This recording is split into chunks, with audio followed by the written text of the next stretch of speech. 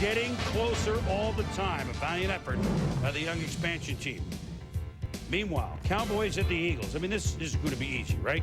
Cowboys at the Eagles out of their own end zone, and you know what happens with them.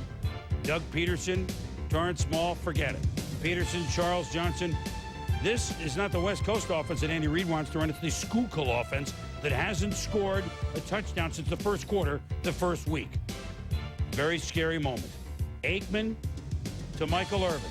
He lands awkwardly on the turf. Doesn't look that bad when you look at it right away. Tim Houck, the safety, comes in to make the tackle, but Irvin down for a great deal of time. Swelling in the spinal cord, tingling and numbness in both arms. The team surgeon said it's quite serious. He obviously will not play next week, but at least, I mean, it could have been worse, at least from what we know right now. Very anxious moments for one of the NFL's valiant warriors wheeled off. The score is 3-0 Dallas, second quarter. Troy Aikman, Emmitt Smith. Well, Michael's out. Guess who I'll use? Why don't I use him? 10-0 Dallas, Tom.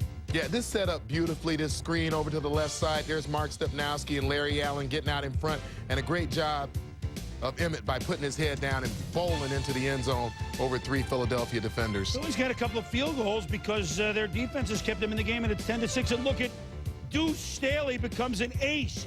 He runs down to the 31-yard line. Deuce had $110 on the day. Minute 15 to go. Doug Peterson to Charles Johnson.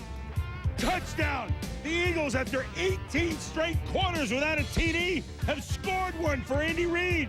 He gets his first coaching win. Dallas Cowboys let Philly hang around, and they pay for it. The Cowboys no longer undefeated.